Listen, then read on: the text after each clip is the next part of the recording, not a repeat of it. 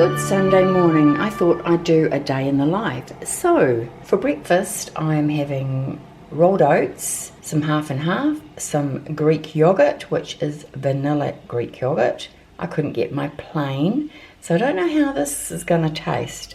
Some blueberries, some quartered pears, and I'm going to start the day with a nice hot cup of coffee. And then I am going to watch some Marco Polos. I have 3 to catch up on, and then I'm going to answer those. Then I'm going to get in the car and I'm going to go to my son's and give my car a really good vacuum and wash. And I'm going to take you along with me. Well, I'm back from washing my car. I washed it, I vacuumed it, and I stopped at the warehouse to get some foam board. And now I'm home. It's 7 minutes past 3, so I'm having my lunch, which is a cheese stick, coffee, carrot, hummus, tomato and cucumber, and I've been drinking a bottle of Kiwi Blue lightly sparkling water. So that is my day so far. I did take my camera along, but my son didn't want to be videoed. But I did what I needed to do. Well, it is tea time. I am having some cucumber, a cheese stick, some ham. There is coleslaw. There is some sweet potato and peas and corn and a little bit of red onion. So that is my tea tonight. It is another bright day. This is day number 9. Good evening, everyone. It's been a couple of weeks since I posted. There have been some things happening in my life, but they're all sorted and I'm back. 365 days. Well, how have I done so far? Well, the first month has been up and down, a bit like a roller coaster. I've had about 4 binges, not big ones, but enough to get that food chatter going over time. As we all know, last year I was in the ditch more times than I was out of it. The thing is, with this year, I listened to something that Everett had put up. He was offering a course. Of course, I can't afford his courses, but he mentioned something about binge eating. How when we are triggered, the firefighter goes in and it puts out that fire. The thing is, the firefighter is trying to protect us from the pain. If the firefighter is doing that for a long time, you forget about the pain because you are numb. That was so profound.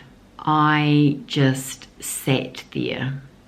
He had hit the nail on the head. So, when I had my counselling session last week, I mentioned this to my counsellor and she said, right, we're going to stop right there. Something happened, about a week ago. I'm not going to go into details, but it really upset me, and it was to the point where I had to pull over in my car because I couldn't stop crying. So my counsellor asked me what the pain felt like. Where was the pain and could I name it? The pain was not in my stomach, as in your stomach's up higher, in your diaphragm. This pain was where I put on the most weight, which is the lower part of my belly, and it's in the lower intestine. Now I can feel that when I have been triggered, this pain, it starts to bubble. And when you put a pan of water on to boil and it gets those little bubbles and then they increase in speed and size, then I see it start to swirl. Much like a cyclone or a hurricane, it begins to spiral and it starts to increase in size until it rises right up to here. That's when the firefighter goes into action. It's firing in the food and the hands, because it has been so consuming for years. The hands automatically reach out, and it's like you're standing here and you're watching this all happening. This is once you come to understand that you do have food addiction. Don't get me wrong, you don't actually see that right at the beginning. It's not until you've done a lot of work. But you see your hands reaching out and your insides are saying stop, but this overwhelming cyclone, hurricane, it's not listening. It doesn't want to know. It is just consuming everything in its path. So you just keep shoveling it in to try and quell this immense beast. It's a bit like watching a hurricane on land, how the earth just loses the plot, so to speak, and the winds just get bigger and bigger and they just demolish everything in their path. If you're lucky, you may have a few things left standing, but once it gets going, there's no stopping it. It has to keep going until it burns itself out. Well, that's what it feels like.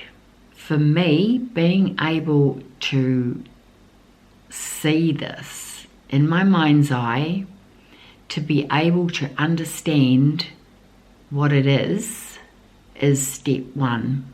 Feeling the pain was something that I hadn't experienced before, but I did.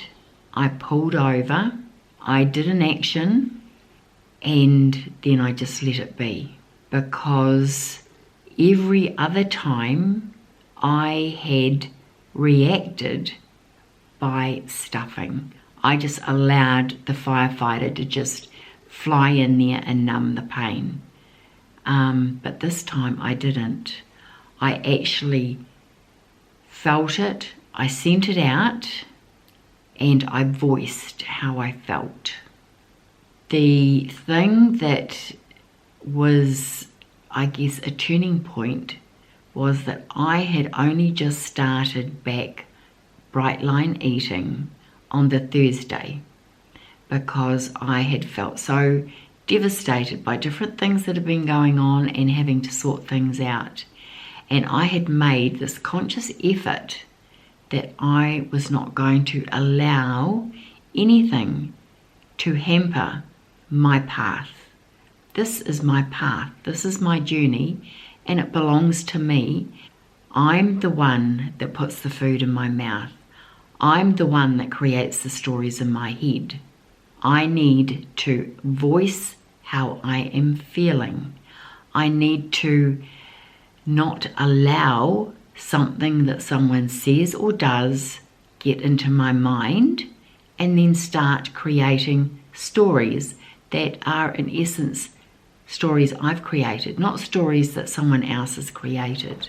So, Friday, I ended the day bright. I have been bright ever since. So I have just completed my 9th bright day. There is no more food chatter. I named the emotions that I was feeling. I actually acknowledged to my counsellor that she had been gone for 6 weeks, and by the time this, I'd say, first week in January, I was beginning to withdraw. I just hid away. I worked really hard. I did what I needed to do with my job, and I just poured myself into my work. And that is not healthy either, because I begin over people pleasing, I begin over caring, and my self-care goes out the door. So I had just come out of my isolation when this incident had happened, and I had just allowed myself to allow someone in, and yeah, it wasn't good, but I learned something and I've grown from it. So I think that when we understand that our binging has been our way of medicating ourselves or our bodies to protect the pain that we feel, then we're able to begin unraveling the emotions by naming them.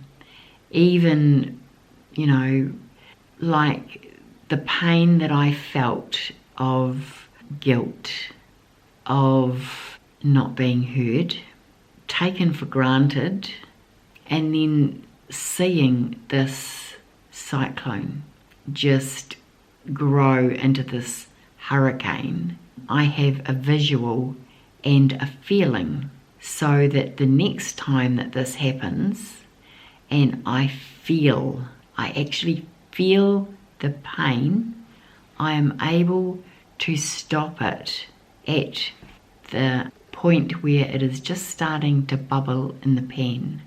You know, learning different strategies of dealing with things, it helps, it really does. I'm making sure that I'm drinking my water, and because it's been really, really hot, I've been drinking slightly bubbly water. So it's water, but it's soda water, and that has really helped to quench my thirst.